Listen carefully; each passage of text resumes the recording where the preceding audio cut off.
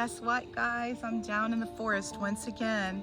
It's late October and I'm down here checking out my maple trees, and it's something that I love to do every year. It's got health benefits to it. The sap water itself is like nature's Gatorade and has so many good trace minerals and vitamins in it. The old timers would drink it as their spring tonic. And so when we're sick, we come out and, especially if it's on the tree, come out and just drink it straight from the tree, or we'll freeze some of it to pull out throughout the year. So some of the things I'm looking, just looking out here, you're looking with me, and right there I see a maple tree. Do you see the spots, like the aging on it? It's a good way to one, identify it. They all seem to have that as they're aging, those green age spots. The other way too is, let's just look up the tree. Do you notice anything besides it's so pretty and that pretty sky peeking through at us? There's no limbs. It's straight from the bottom to the top. No limbs, just on the canopy. And so that's another little hint that you're like, okay, I got a maple tree. The other thing too, and this is why I'm out here this time of the year especially, is the leaves are dropping. So let's take a peek down and figure out, is this a maple tree? And I'm looking for a good leaf that I can, oh, here's one. Okay, so do you see these lobes? There's 1, 2, 3, 4, 5 of them. And let me put it here so I can make it flat.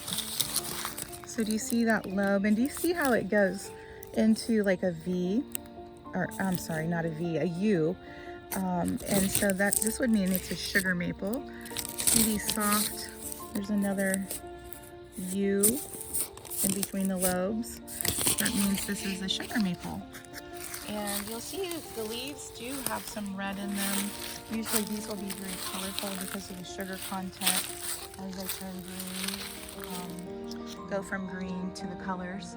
So that's a sugar maple. So this one too, I'll need to get my ruler and make sure that it's at least 12 inches. And I know this one is because I've tapped it before and measured it. In fact, I'll show you. Let's find its old tap hole from last year. There it is. It's kind of like a little belly button poking out. So I'll never re-tap that hole too. That's the other thing too. I'll stay away 6 inches or more, either up or down or sideways. I'll never tap that same hole. Always the southwest side too that you're tapping, because it gets the most sun. The best time for tapping your trees is when you hit that window of the best, the Goldilocks zone is like 20 degrees at night, so below freezing, and then 40 degrees, at least 40 degrees in the day.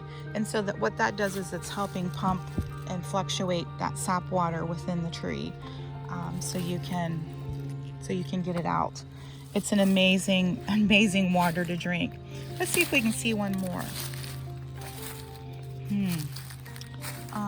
Let's take a peek at, let's go see this fella. Okay, so I'm gonna, again, he's got his little splotchy splotches, and his bark is a little more shaggier, so let's see what he is. And we know he's over 12 inches in fatness. Now I'm gonna look down. You'll see there's my measuring tape that I'm measuring everybody. And it'll just give me a good road map. I'm also looking for the health of my trees. You know, in the winter, everything looks dead. And so come out this time of the year and make sure that everything is alive that you're tapping, and or that it's healthy in the sense that it's got a nice big canopy. Okay. We have another sugar maple. Look at that pretty leaf. Oops. Let's take a look at that closer. So there's the U's. So if it was not a sugar maple, if it was another type of maple, it would have, instead of these soft U channels where the lobes come together, it would have like a very sharp V. And so I always remember that, a V for valley, and the U is in sugar. It's pretty. So another sugar maple. So this one will get marked again as a sugar maple. And again, this one's been tapped before. And now some people, if the tree is big enough, you'll see up in there, back in there, I have some good sized ones. And then back in here, you'll see this guy's a big boy. I can hang 2 buckets. I rarely do that. The trees give 2 gallons of water a day. I don't want to stress the trees, and you can see that I have many, many maple trees. Now this year, I may not tap these. We have 80 maple trees on our property, so these that got tapped last year, it's a very good chance they won't get tapped this year, just to give them a break. And I have many other trees that I can tap, and I want to make sure that I'm keeping them healthy. So it's a good time to make sure that, hey, he's got a nice full canopy, what type of leaf he is, measure the diameter, and then make a plan for yourself. So when I come out, come January, out here all bundled up like a nut. There's another leaf. How pretty is that? It's a sugar maple. I've got a plan on which tree I'm tapping and in what order I'm tapping.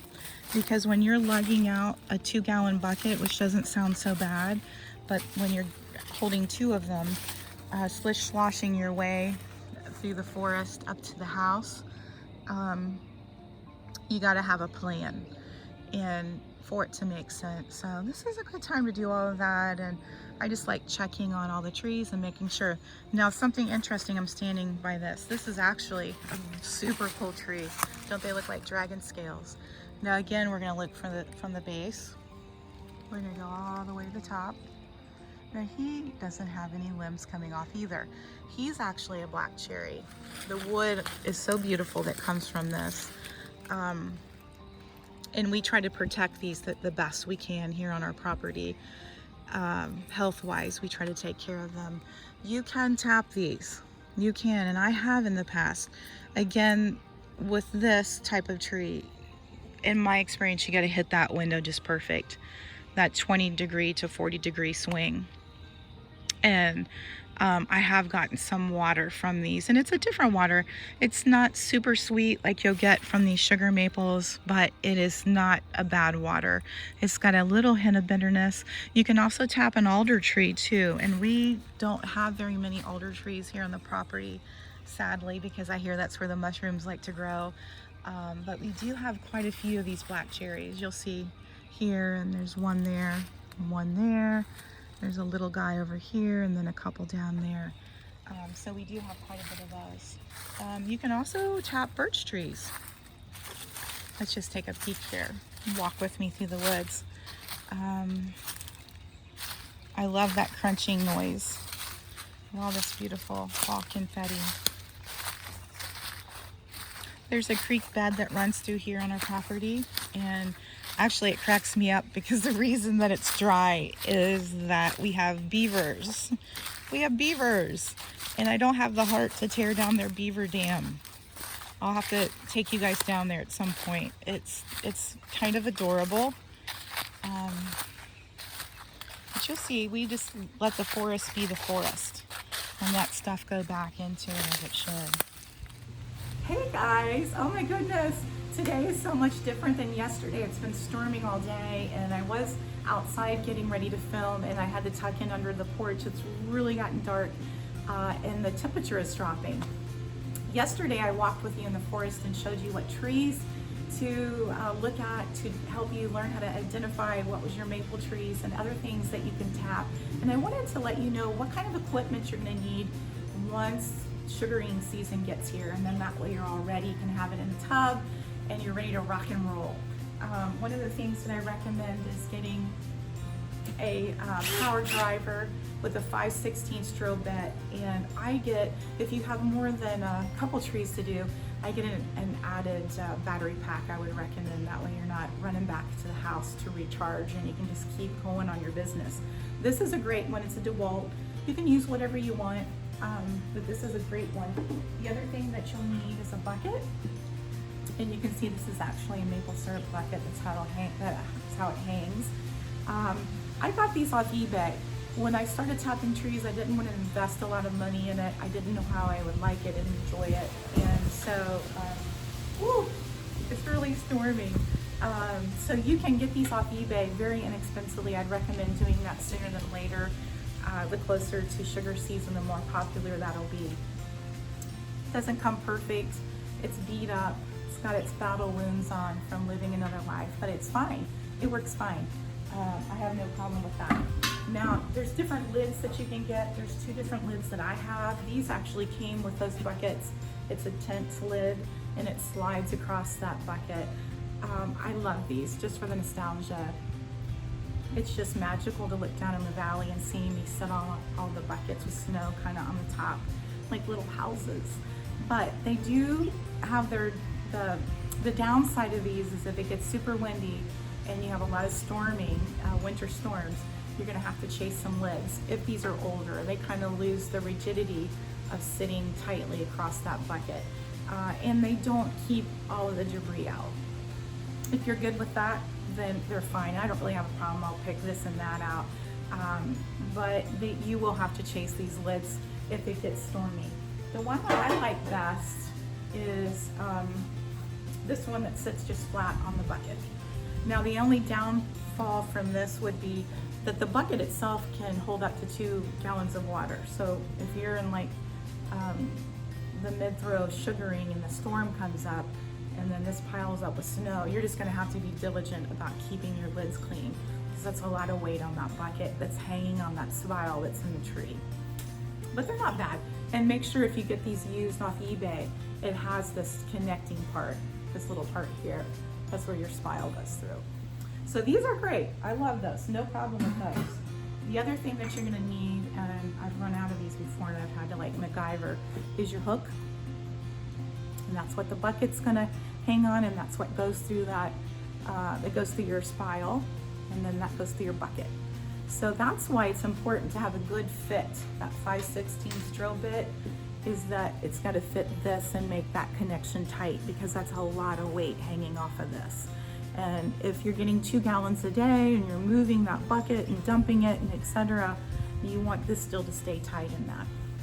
This is the end that goes into the tree, this end right here. This is the end that the sap water comes out. That's the part that the lid goes through and the hook, and that's called a spile. Those are the most important, I would think, out of everything that you got. You can see where I've banged these up. These are used too, by the way. You can get those off eBay as well. The other thing too, you're gonna need a way to transport it. And I would recommend highly recommend, this has got a lid you can see, so when I'm dragging it up, huffing and puffing like an old lady, that I can seal that off and drag it a little bit better. BPA free, make sure you've got something that's food grade safe, so this isn't leaching into your water that you're drinking. So important. The tree is giving you something so pure, so good,